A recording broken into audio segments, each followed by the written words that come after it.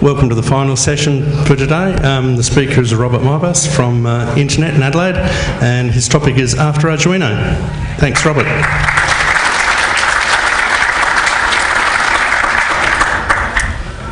Hi everyone, so thanks for coming along. As you can see, you've got my Twitter handle there, so if you want to hurl any abuse, it's okay because my phone is on silent.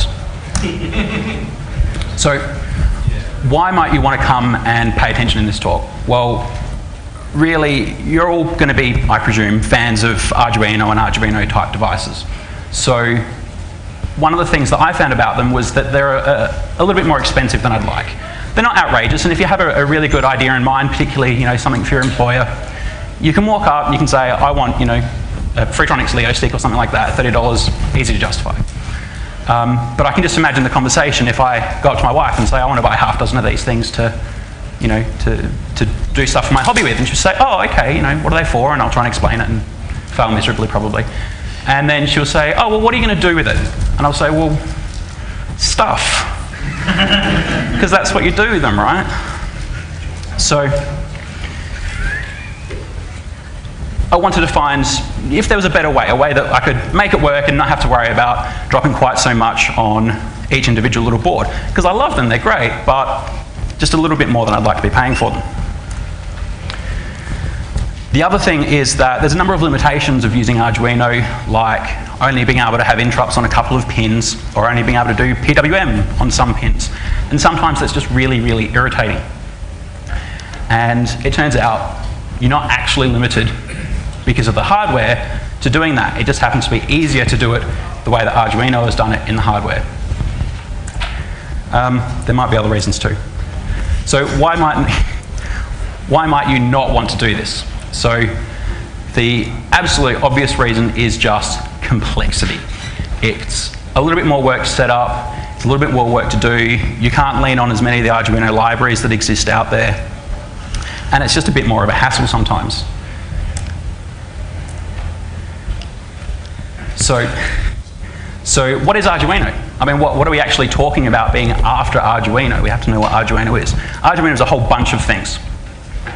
So the first and most obvious thing is the hardware, the really distinctive, lovely, pretty blue boards, and the open spec that goes along that, so that other vendors can go and contribute other board designs and other things that suit their particular needs. It's an IDE. It's also a bootloader that runs on the AVR chips that come with the Arduino to allow for easier code upload. And it's a series of libraries that get compiled in with your application to help you write software easier for that chip. And finally, it's community. Things like the Arduino forum. The hardware is, as I said, it's easily recognizable, but what really is it? What it is, it's a development board to help you get started with learning how to program the microcontrollers that Atmel make. And there's actually competing boards from other manufacturers like Texas Instruments that you can go and buy for a very nominal sort of cost that you can do very similar sorts of things with. You can flash blinking lights on pins and look at buttons and all that sort of stuff. And that's an example of one that I've got at home as well. And you can get them from a lot of different manufacturers for a lot of different chips. Previously, they did seem to be always a bit more expensive, and the Arduino has helped drive that down into the hobbyist market. So here's some examples of some basic Arduino boards that I looked at trying to see if I could find a cheaper way of buying one at least. And for the most part, no, but the last one really caught my eye. Breadboard Arduino. On the wiki, on the arduino.cc wiki, there's a page about how you can actually use a breadboard with a little 0.1 inch spaced pins in it. So you can just put a AVR chip in there, put all the supporting infrastructure around it, and then build your own Arduino like that. And I thought that looks really cool. But you still need to go and get all of these extra components, and, well, in addition to being a bit cheap, I'm also a bit lazy. So you can actually look at the specs and the data sheets and the design documents for things based on Arduino. So this is one from the Arduino Pro. And once you actually remove all the things that are just connectors, you get left with what's really important for the people that build them.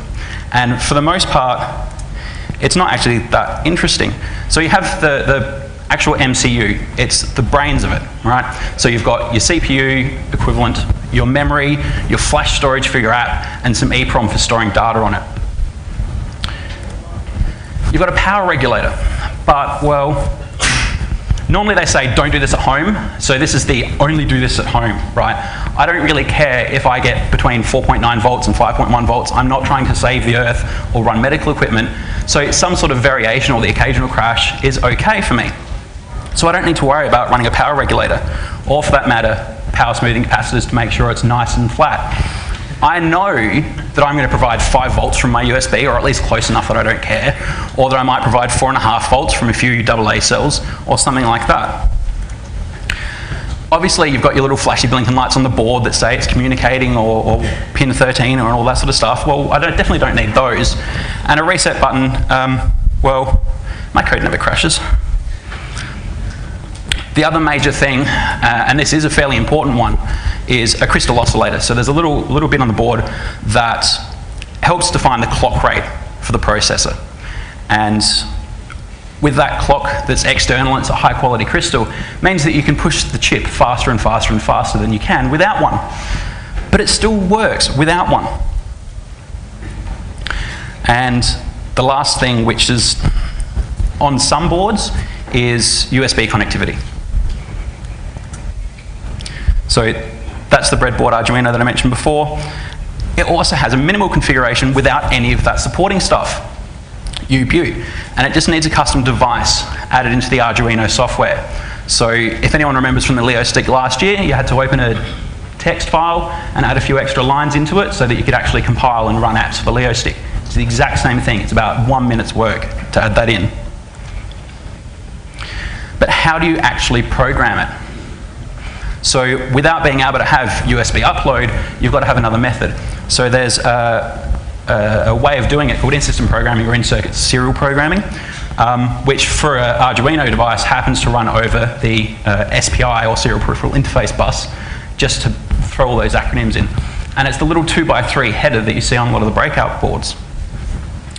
So you get something like that, USB on one side, and the SPI on the other side, and it lets you actually rewrite the flash in the Arduino clone that you're building without having to have a serial upload mechanism or a bootloader already on that chip.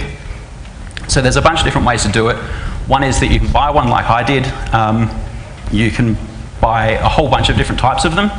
There's several different sort of classes of the device. You can get really professional, expensive ones. You can actually just upload a particular sketch to an Arduino that you've already got, and then use that to program a chip to make another Arduino. So once it's in a breadboard, though, you need to actually get the pins to the right spot. So once you've got your little cable, you need to plug it in somewhere. And originally what I'd been doing is I'd plugged in my, my chip into my breadboard, and then I'd gotten little jumper leads and I'd plugged it into the plug, and then I plugged them into the right spots on the breadboard. And I tried and I tried and I tried and I couldn't flash the chip until I realized I'd been holding the plug and looking at a diagram of how the socket was wired. So I'd actually plugged it in exactly opposite backwards, and I noticed this when it started to smell and get rather hot. So the other thing you can do if you're looking at custom devices is the high-low tech group at MIT has actually gone and ported those Arduino libraries, or at least the more critical and more used parts of them, to smaller devices that are in the same sort of processor family as the 80 mega 328 chip that the Arduinos currently come with. And so out of those, I happen to use the 80Tiny 85 quite a bit. And so it's really, really convenient because it's only an 8-pin package. So it's really, really, really small, but you can still solder it yourself. One thing you do have to do with some of these chips are burn new fuses into them. So what that is there's just a few special bytes in the chip, and you write to them with the same software you use to upload a program into the firmware, and they set special options that the chip uses when it's starting up, like, do I use an internal clock source or an external clock source? Do I want to have brownout detection enabled? And other things that you can't alter as the system runs. Word of warning though, if you get them wrong, your chip may not boot until you actually get the right hardware around it to make it work again. If you burn a fuse that says this requires an external crystal, it won't boot without one because the clock counter for the CPU actually never advances. And that's the reason why you can't just take a chip out of an existing Arduino and try and run it in a breadboard without a crystal. because you can't have a bootloader on the really, really small devices because of the limited amount of flash they have, you absolutely have to do an upload with an ISP. So that's an example of one that I did. Just ignore the really, really bad soldering because I was in a hurry. I'd like to blame my soldering iron for being too cold, but you know. Anyway, moving on. So going back to the software as the next step. So it's got the IDE. The IDE really actually calls down to GCC to do the bulk of the compilation. And from there, it calls it over to a bit of software called AVR Dude. I'm sure there's a good reason for that. To actually flash the firmware into the chip. So when you do your Control-Shift-U or whatever it is in the IDE, and that does the compilation, that's using GCC, and it does the flashing, and that's using AVR Dude. During the compilation phase, it'll use the embedded libraries that get shipped with the Arduino IDE to help compile your program as includes. And it'll use the bootloader that's on your Arduino chip normally to then transmit the new firmware and append it after the bootloader. The IDE is really, really basic, and every time I tried to use it much, I got frustrated. I don't want to get into a religious war about it, because everyone's got their own preferences, but I just knew it didn't suit me.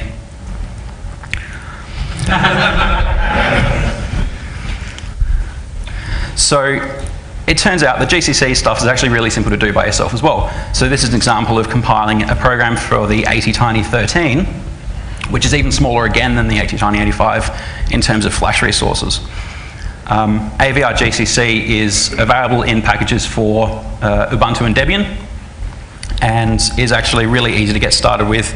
You'll also want the AVR libc packages so that you can actually compile it usefully and do things without having to do everything in assembly. AVR Dude uses the ICSP mechanism I mentioned earlier in order to actually upload things. So you don't need to have a valid bootloader that you can have serial communication with. You can, and that's an option, but you don't have to. So the embedded software I've mentioned before is the bootloader and the libraries, and the thing that the bootloader gives you is the serial upload.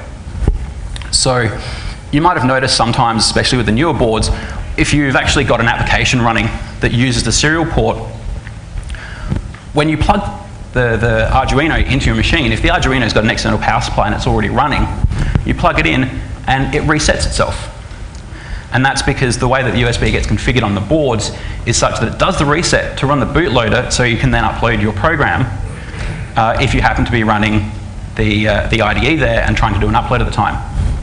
Because the IDE will open up the serial connection, and that triggers the reset, which runs the bootloader, so the IDE can talk to it. I hope that just made sense.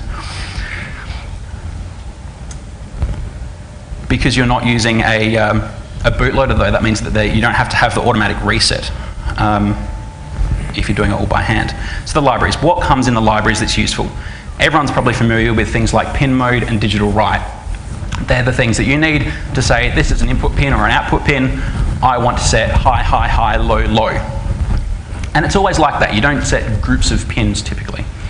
For interrupts, something like attach interrupt, say when pin 2 is rising, I want to schedule an interrupt to this function.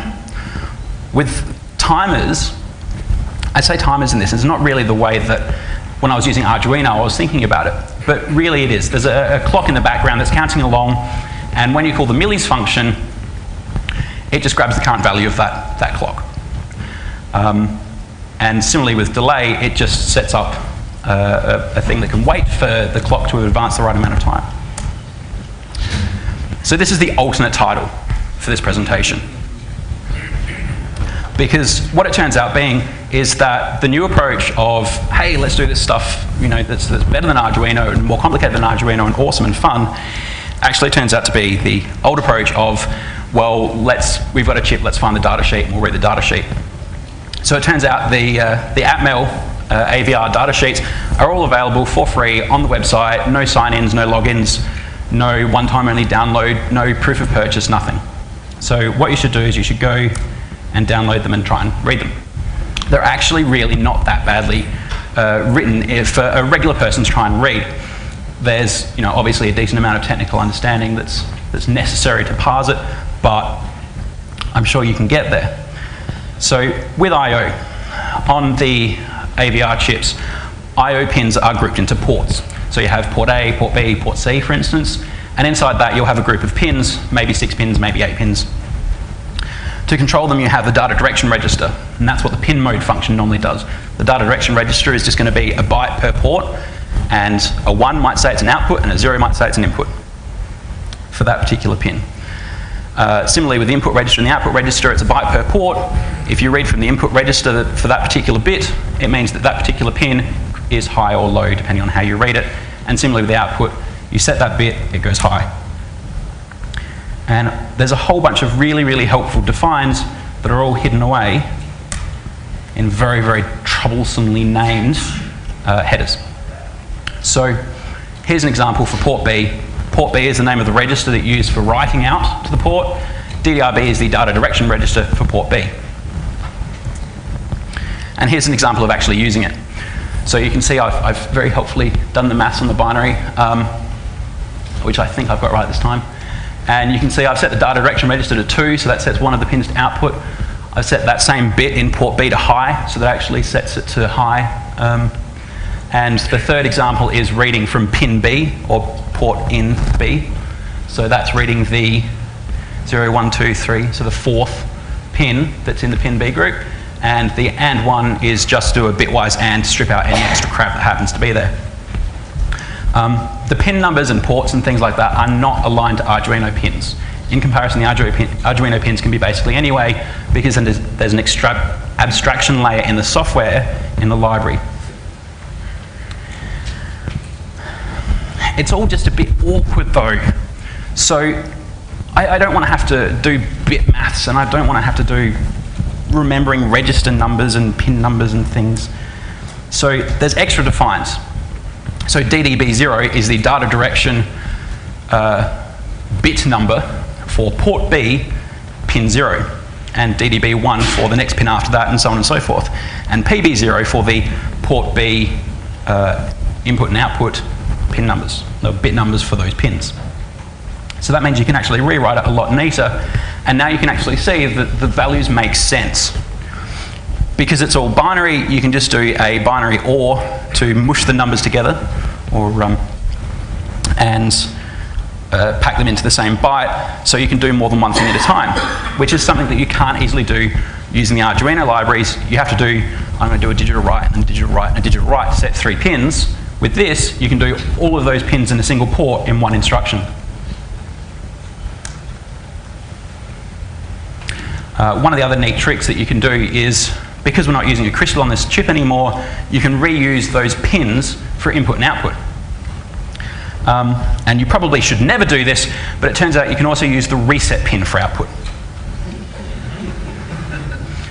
It sounds really crazy and stuff because you've got like all these pins, but on the 8-pin devices, that's actually kind of handy because you've only got a really limited number. Once you've got a power and a ground and a couple of input and output pins, you run out of pins really quickly. So the next section is interrupts. And again, we're back to the data sheets.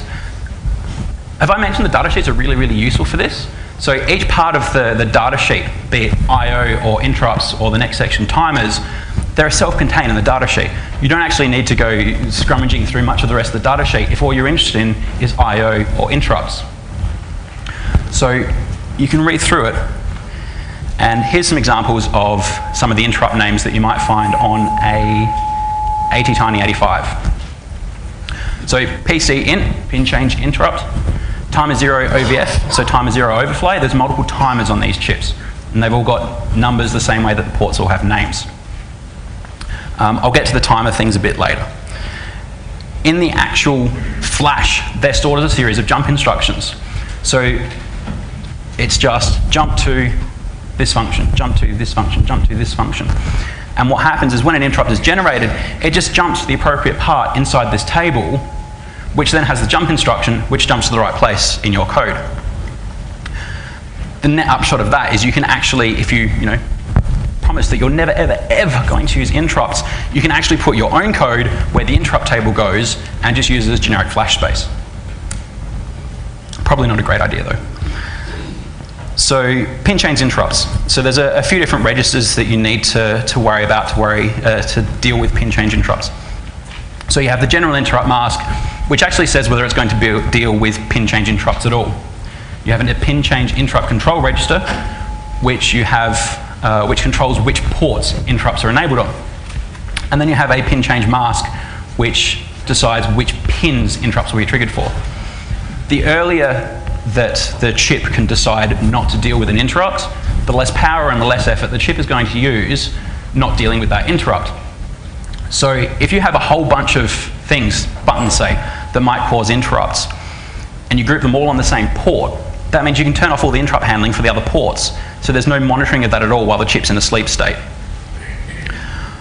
One of the other things about being on separate ports is the actual interrupt routines that get called are separate functions. So if you, for some reason, are really, really conscious of your clock cycles and you don't want to have to check to see which pin actually caused an interrupt, you can just put one pin from port A as an interrupt and one pin from port B as an interrupt, send them to separate function handlers, and you're using less clock cycles to make that decision. So again, and there's the set enable interrupts and the clear of interrupts. You need to put these around things that change the interrupts, because if you want to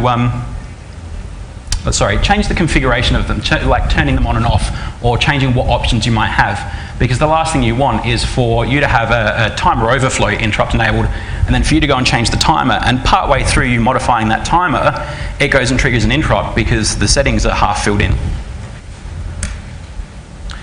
The way of actually registering the interrupt is there's a macro called ISR. You put in ISR, whatever the interrupt name is, which is generally just pulled from the data sheet, underscore vect, and then you have a code block. One important thing about the code in that block is it will not be interrupted by another interrupt. So like I said, you can do all the pins as interrupts. In the Arduino library, you can only do a couple of pins on most boards. The downside is that you can only say that a pin has changed. You can't say that it's rising, you can't say that it's falling, and you certainly can't say that it's been eaten by a GRU. Timers. So timers is more than just delays and millis, which is why it's timers and not, you know, sleeps and clocks or something. It's probably the most complicated part of what I'm going to talk about today. It's responsible for how PWM works. So you know you've got some pins and you can say, I want to analog write this, and they'll have different brightness levels on the LEDs and things like that. That's all done through PWM. And what the Arduino library is doing and abstracting away from you when you do that analog write on a digital pin is it's actually setting up a timer in the background that matches the setting that you have there. So if you've done 128, it sets up a timer and says, I want you to toggle every n milliseconds, and then it links it with the output pin that you've just done in hardware, and every however many milliseconds it is, it'll toggle the state of that pin. One of the other things to note is that it can be accounted for an external clock. This is actually something that Bunny touched on in his presentation this morning. He talked about possibly being able to use the clock source from the incoming video signal to do something with his project. So this is something you can do with that. You can actually say, for this particular timer, I want to use an external clock, which might be, say, a 60 hertz clock or a 50 hertz clock to sync up with your incoming input signal. So the timers are 8 or 16 bit. There are a fixed number on each chip, and each one is of a fixed type. So you might have an 8-bit timer and a 16-bit timer, or some combination of them. You can trigger an interrupt for an overflow, or you can trigger an interrupt at a fixed value. So you might want to have it, instead of counting all the way from 0 to 65,536, you might say, well, I want to trigger an interrupt 2/3 of the way through that. And the reason you might do it at some arbitrary amount is because it takes a certain number of clock cycles to get there. And if you're trying to do it based on the time, you work out how many clock cycles and how many increments it's going to need to take that amount of time, and then you put that in as the overflow counter instead of just letting it count through to the end. As I said before, it can trigger changes directly in certain pins. That's actually a hardware function, which is why PWM is only available on some pins. It's because those pins are the ones that happen to have been hooked in to the hardware timers that are available on that chip. There are also different counter modes. The counter modes I'll get into in a second. One of the things that comes as an advantage of doing the timer control manually, if you have a servo, say, that needs a particular duty cycle, maybe it's not just it has to be on 50% of the time to move to a certain point. Maybe it needs to be on 50% of the time, but it needs to be in 10 millisecond blocks or 5 millisecond blocks. Otherwise, it won't do it. You can't have that level of fine-grained control with the Arduino library. It just says, well, this is what you get. If you want something more specific than that, great. You can do it yourself this way. So the timer modes are just different ways of counting. In the documentation for the chips, it's shown as a waveform, and they're called waveform generation options. So what you have is the normal one, which is just sort of counting up, hits overflow, back down to 0. You have CTC, clear timer and compare. So this is where you can say, I want it to count until 20,000 and then reset back to 0. You can have fast PWM, which will do the same sort of sawtooth thing, but it will potentially set a hardware pin at a certain value, and then when it gets to overflow, reset that pin back down to 0. And so that's probably the method that is being used for PWM on your normal Arduino boards. The phase correct PWM is almost the exact same thing, but instead of overflowing the top, it actually starts counting back downwards again, and will toggle the pin again as it passes the OCR 0A value on the way down. OCR 0A is just the name of a register that you put a value into. In this case, it's the overflow compare register for timer 0. The A is just a suffix because if you have, say, a 16-bit timer, you might need A and B because they're 1 byte each for the registers. Timer registers, okay. So there's a whole bunch of timer registers, and this is the sort of hairier stuff. So in this example, we've got TCCR 0A and B, which is for the timer counter 0, control register A and B. Sometimes you need 2 registers, sometimes you need 3 registers. It depends on what chip and which timer and what options that are available on that timer as to how many bits of configuration it needs. Those bits control the waveform generation, whether it goes directly outputting to a pin or not, the clock selection, so whether it uses an external source like a crystal or an incoming video feed, and the prescaler. The prescaler is because, if you're running on an 8 megahertz machine, even if it's just tiny little chips to 8 megahertz, so you don't want to count necessarily to 65,535 one per clock cycle, because that's really, really fast, right? So maybe you only want to do it every 1,024 clock cycles. So there's a series of prescalers which basically just divide the clock by that speed and let you slow down that counting. Between choosing the overflow or comparison values and choosing a prescaler, you can actually pretty closely map to most real-world times that you might care about.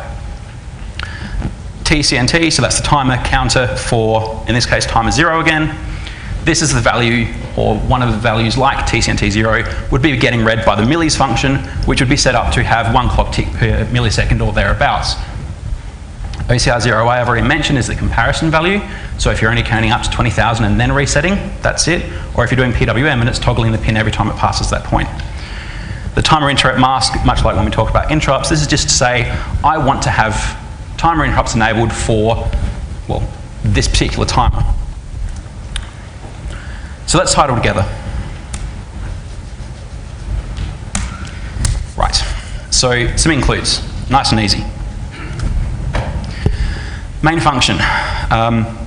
I've actually got a copy of this code in a GitHub repo, and it's got even more comments and links to the actual parts of the data sheet that you need to care about.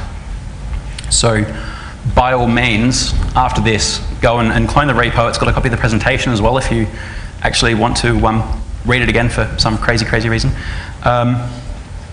Yeah, so the first thing you do is we set up the data direction register, and I do it, as I said before, there's a binary OR, and I'm setting DDB1 and DDB2, which on the actual pin package are pin 15 and 16, which happen to be next to each other.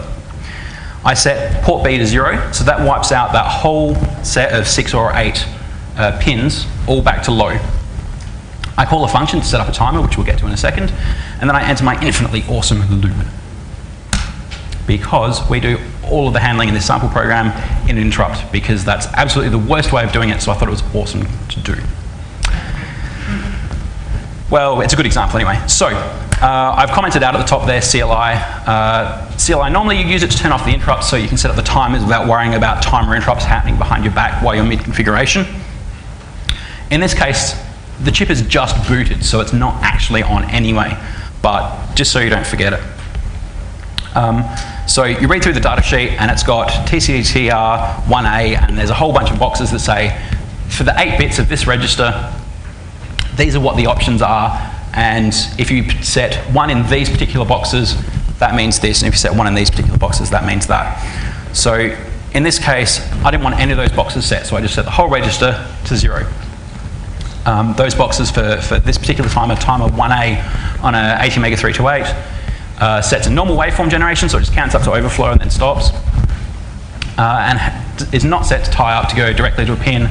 And register B for that timer, again, no waveform options because they ended up being split across the 2 because there wasn't enough room in 1 byte for all the options there. So there's no waveform options, but I do set a clock prescaler. So CS11 and CS10 are both bit numbers in that register that are named in the data sheet. Read the data sheet, it says if you want a clock prescaler of 64, you set CS11, CS10, and that's exactly how to do it. And again, this has a 3rd register for setting up timer 1 because there's a whole bunch of extra options and we don't want any of them. The final thing, as I said before, I want to enable timer overflow interrupt for timer 1. And then we turn on interrupts entirely. So when I was writing the sample code for this, I actually I forgot that last line and spent a lot longer than I'd like to admit trying to work out why my timer wasn't counting, and it turned out my timer was counting fine, but the interrupt was never triggering. So yeah, don't forget that. So this is the actual timer interrupt. So timer 1 OVF without the underscore is mentioned as the name of the interrupt in the data sheet. So you just put the underscore in yourself, write underscore vector on the end, ISR is the macro. Among other things, when you do this, it sets up a sort of prepends and appends a bit of code around your function to turn off interrupt handling, again at the top, and turn it back on at the end, because you don't want to interrupt your interrupt handler, because then bad things will happen. So that's the end. No. So we still have to build it. So I showed a brief line before, and that is the fuller line. Well, that's a full make file that's actually fully capable of building the application on the previous slides. In this case, you'll see I've also got a flash target in make, and that just runs AVR dude with -C USB tiny, because that's the class of ISP that I have. Says I want to flash this type of chip with this type of controller. The -U flash :W, so -U is upload, and then you have to say what you want to upload to. So in this case it's flash, you can upload directly to EEPROM and things like that. Flash, I want to write, and I want to write this file to it. And so that file is a dependency of the flash target, and that gets compiled by the rest of the gibberish at the bottom that I can barely read.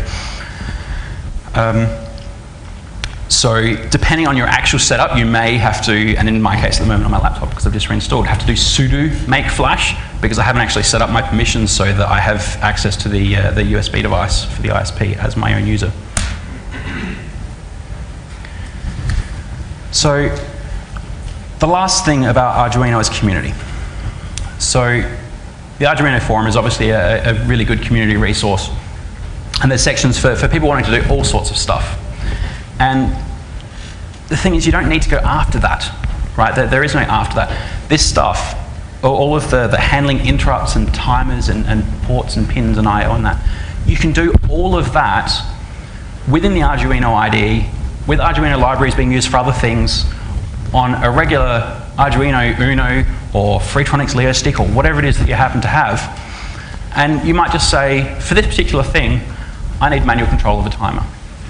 For this particular thing, I want to have some custom interrupt handling. For this particular thing, I need to actually set all of these pins at the same time because it's connected to a really finicky LCD controller, and if I update them 3 or 4 clock cycles apart, it doesn't like me. So So this is all after Arduino, but it's all still Arduino. So there's no problem with still going back here and talking about this stuff. There's also a lot of good blogs around for doing all sorts of different things, either with Arduinos, with AVR chips directly, or even just with things that are nothing to do with either of the above. Sites like Hackaday and plenty of others. And there's us, there's the Arduino community and the greater programming community at places like LCA, where we have Arduino MiniConf for a whole day.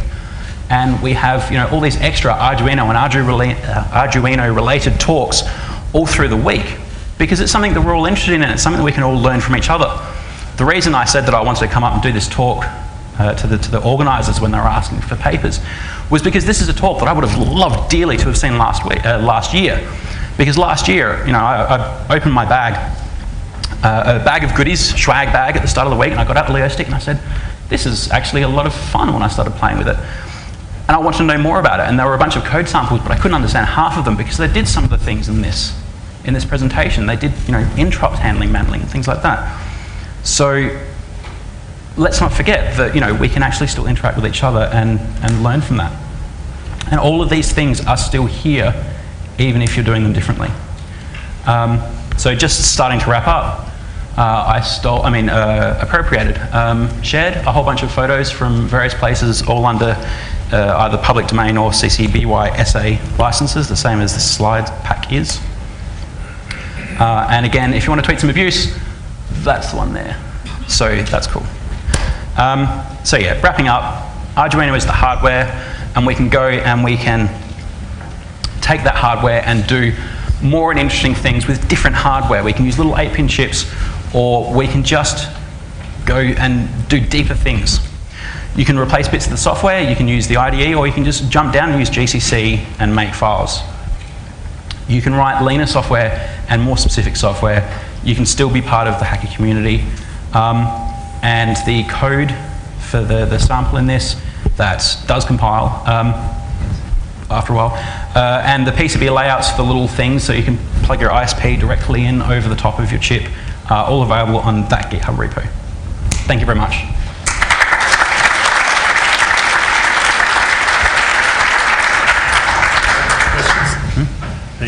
I'm happy. Any questions?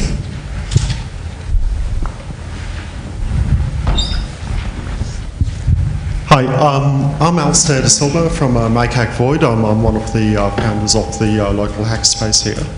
Not sure whether you saw my talk as part of the Arduino MiniConf, but a lot of the stuff actually pretty much all of the stuff you've discussed here, we've actually got wrapped up in a C++ library called MHBLib. Yes, I actually think I did see that talk. Okay. But just a couple of other things. The timers. Yeah. So the overflow registers are called A and B and sometimes C, not because they're 16 bits, but because they're actually different channels on the timer. So you can actually set 3 different values. You'll actually get 3 different interrupts coming off that timer as it cycles around. Yeah, I might have gotten confused between that and the register stuff. And the other thing was the bit shifts. So AVR-libc actually has an _BB macro, which masks away all of that stuff, which makes the code a little bit easier to read, maybe. It does. I did consider putting that in, but I actually prefer the way it reads this way because it sort of hides a bit less of what it's doing, and it's about the same length anyway. Just so you guys know, I have no idea what I'm talking about. Seriously. As far as community goes, if you're programming Arduino stuff, you can go to the Arduino website. If you're programming directly AVR stuff for support, there's an IRC channel called AVR that's a good source of help if you're stuck. Cool. Yeah, that's #AVR. AVRfreaks.net is a website, or #AVR IRC channel on Freenode. Cool.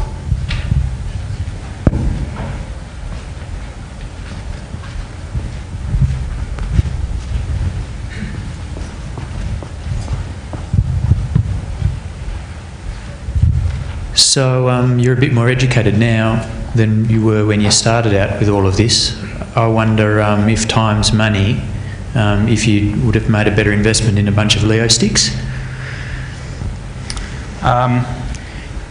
time is money, but only only time that you can actually get money for. So this isn't something I've been doing for work. This is something that I've been doing for my own entertainment and my own education. So no, I wouldn't go back and buy a bunch of Lego sticks. Now that I've done this, I probably would. But I'm the sort of person that likes sort of going, what's under this cover, and trying to understand a lot better how things work. Fair enough.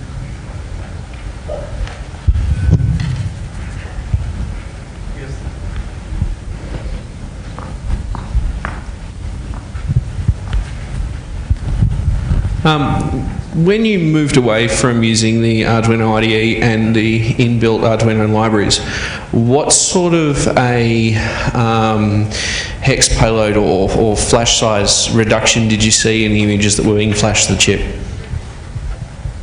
I didn't actually look at that. You'll save a couple of kgs by not having a bootloader. A lot of the stuff that I've been doing just in the straight AVR libc is actually to ATtiny devices, so they're not ones that you can compile the full set for anyway.